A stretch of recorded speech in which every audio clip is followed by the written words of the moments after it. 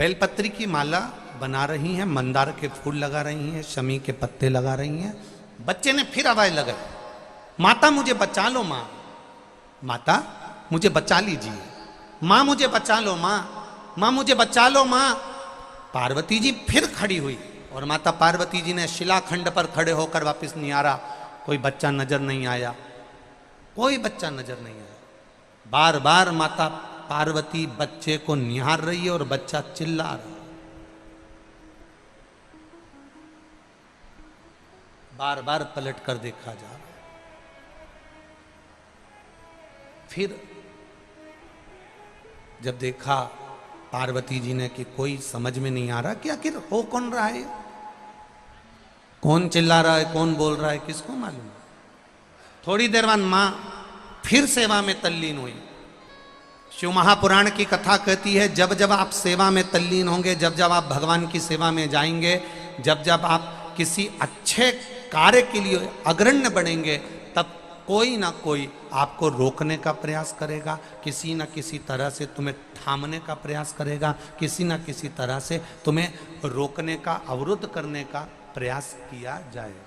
पर तुम्हारी भक्ति प्रबल होना चाहिए, दृढ़ता प्रबल होना चाहिए।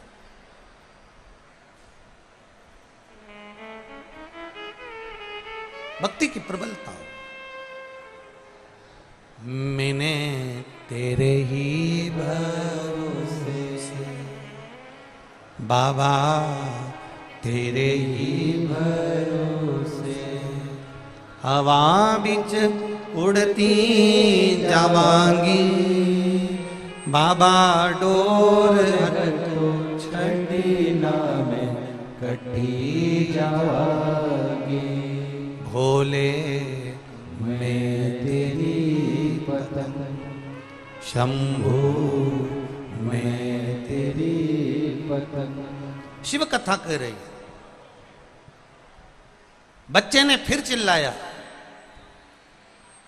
और बच्चा जैसे ही चिल्लाया, अब की बार मां ने देख लिया।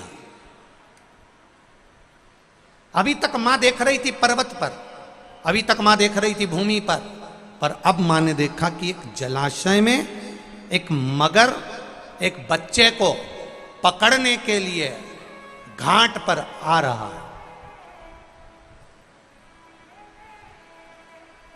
एक मगर, एक घड़ियाल, एक बच्चा सोया हुआ है, उसको पकड़ने के लिए घाट पर आ रहा है। छोटा सा बच्चा है। अब मां से रहा नहीं गया, मां से रहा नहीं गया। जैसे ही वो छोटा सा बच्चा चिल्लाया, पार्वती मैया पर्वत पे से कूद कर, जिस शिला पर माता पार्वती जी बैठी थी उस पे से कूद कर मां तुरंत मां उस शिला से कूदी और कूद कर जलाशय के पास में मेरी माता पहुंच गई। अब जैसे ही जलाशय के पास मेरी मां पहुंची और माता ने देखा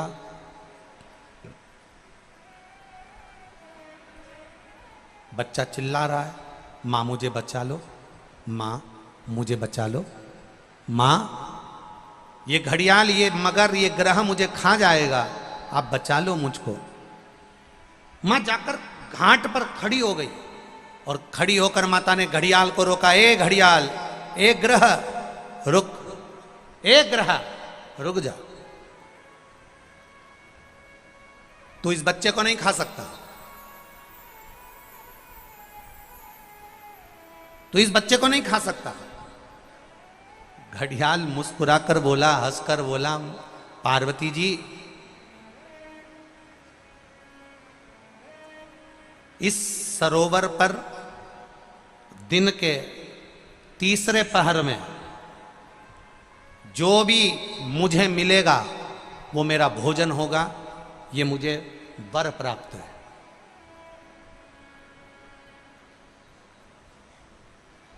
तीसरे पहर में जो भी मुझे मिलेगा इस सरोवर के तट पर वो मेरा भोजन होगा। अब देखिए, किसी किसी का एक समय होता है। जैसे आज बेटमा वालों की किस्मत है, आज बेटमा वालों का भाग्य है कि शनि प्रदोष के दिन आप ये पावन शिव महापुराण की कथा सुन रहे हो, तो ये आपका भाग्य है।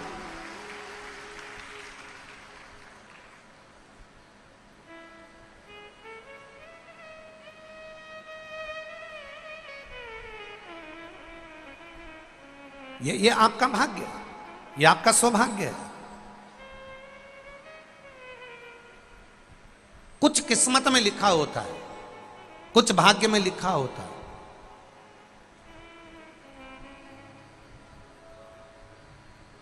अब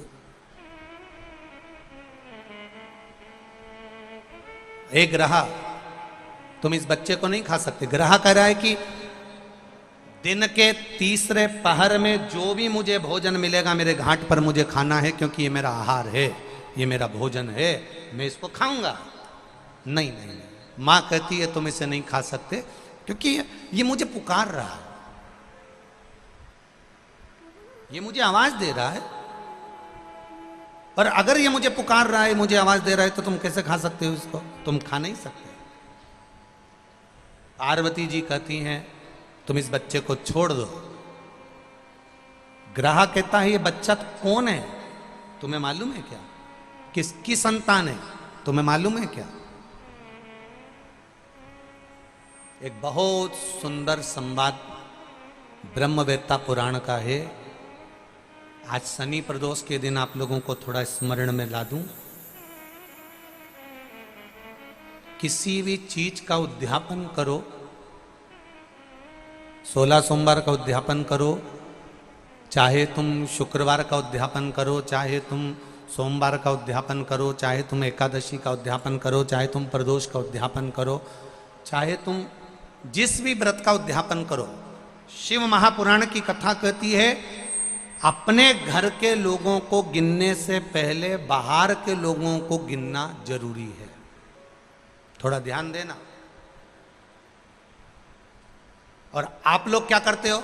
उद्यापन में सबसे पहले अपनी जेठानी को गिन लिया, इसको गिन लिया, उसको गिन लिया, उसको गिन लिया। और शिव महापुराण की कथा कहती है जेठानी तो तुम्हारे यहाँ का भोजन करेगी क्योंकि रिश्तेदार है, ननन तुम्हारे यहाँ का भोजन करेगी क्योंकि रिश्तेदार है, तुम्हारी देवरानी भोजन करेगी क्योंकि रिश्तेदार है, तुम्हारी चाची सास भोजन करेगी क्योंकि रिश्तेदार है, तुम्हारी काकी सास भोजन करेगी क्योंकि रिश्तेदार है। जब हम उद्यापन में दूसरे को गिनते हैं और उसको कोई सामान देते हैं, उसकी कोई सामग्री, कोई सुहाग की पिटारी, कोई सामग्री हमने उसको उद्यापन में दी, तो वो हमारा दान कहलाता है। हमने अपने परिवार वाले को भोजन कराकर अपन ने उद्यापन में गिन दिया और अपने परिवार वालों को दे दिया। इसको देना नहीं कहते, इसको दान नहीं कहते, इसका पुण्य आधा हो जाता है। इसके पुण्य की परिभाषा यहां नहीं कहा जाए। अब और सरल भाषा में समझ लीजिए। कई माताएं कहती है हमने तो अपनी बेटी को यह सामान दे दिया, मतलब हमने खूब दान कर दिया। अब एक बहुत अच्छे से समझ लेना, हमने हमारी बेटी को यह दे दिया तो हमने दान दे दिया। हमने हमारी बेटी को पापड़ बना के दे दिया, हमने तो बहुत दान कर दिया। हमने हमारी बेटी को साड़ी दिला दी, हमने दान कर दिया। हमने हमारी बेटी को सामान दिला दिया, हमने दान कर दिया। बेटी दान लेने की हकदार नहीं है, बेटी अपने मायके का हक लेने को दमदार है। तुम बेटी को एक साड़ी देकर ये मत सोचना कि हम दान दे रहे हैं। बेटी तो खुद कन्यादान में जाती है। आप बेटी को अगर वस्त्र दे रहे हो तो दान नहीं कर रहे हो। आप बेटी को कोई सामग्री दे रहे हो तो दान नहीं कर रहे हो। आप बेटी को कोई सामान दे रहे हो, दान नहीं कर रहे हो। आप बेटी के बेटे को 500 रुपए का लिफाफा दे रहे हो, ये दान नहीं कहला रहा है। ये वो अपना हक लेकर जा रही है। आई है माँ बाप के घर में तो साड़ी तो देना पड़ेगी, नहीं देगी तो काले कोट वाला दिला देगा। उसमें ये दान नहीं है कि तुम कह दो कि नहीं साहब हमारी तो हमने बहन बेटी के दान दे दिया, हमने तो हमारी बहन बेटी के दान दे दिया, हमने तो हमारी बहन बेटी के दान दे दिया, तो बहन बेटी कहीं भिक्षा मांगे तुमसे? अरे बोलो तो नहीं बैठवा वाली हो, बोलो बोलो जम के बोलो। तुम क्या भिक्षा मांगो कि हम भैया के जाएं तो दान दे के आएंगे? दान लेकर बहन बेटी नहीं आती। बेटी अपने भाई के यहाँ से दान लेकर नहीं आती। बेटी अपने मायके से दान लेकर नहीं आती। बेटी मायके में जाकर अपने माँ बाप से और कहती है कि किसी ब्राह्मण को बुलाकर मम्मी सत्यनारायण की कथा कराकर थोड़ा सा दान दे दो। ये बेटी कहती है। बेटी दान लेकर नहीं आती है, बेटी दान दिलवा कर आती है। और बेटी मायके से अगर एक साड़ी भी लेकर आती है तो वो दान की नहीं, बेटी अपना हक लेकर आती है। जब तक माँ बाप हैं तब तक बेटी लेकर आ रही। तो जितनी भी भाभियां हैं वो ये कहना बंद कर दे कि हमने ननन को कुछ दान दिया।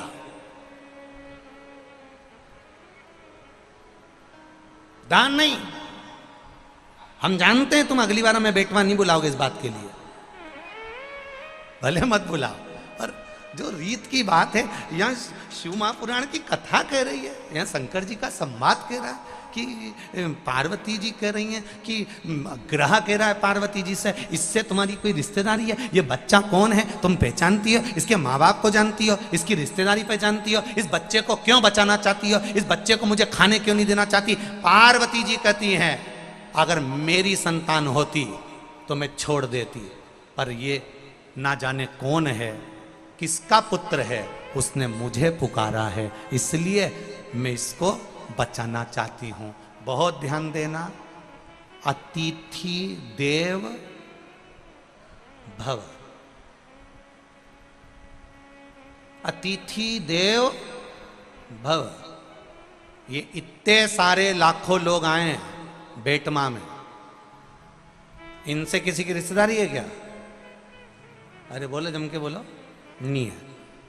कोई इनको पहचानता है कि कहां से आ गए? कोई ट्राली में बैठ के, कोई ट्रक में बैठकर, कोई गाड़ी में बैठकर, कोई मोटरसाइकिल में बैठकर, किसी से कोई की रिश्तेदारी नहीं है। पर बेटमा में आए हैं, और बेटमा के एक व्यापारी ने भी, बेटमा के एक व्यक्ति ने भी, बेटमा का एक व्यक्ति ने भी अगर इनको एक गिलास पानी भी पिलाया है तो समझ लेना तुमने अपने वाले को पिलाया तो ये सोच के पिलाया कि मेरी मौसी है, मेरी काकी है, मेरी बुआ जी है, पर पराये व्यक्ति को अगर हमने एक गिलास पानी भी पिलाया है, समझ लेना वो तुम्हारे खातों में करोड़ों का हो गया है, उसका फल कम नहीं हो सकता, वो करोड़ों का होगा, अधिक।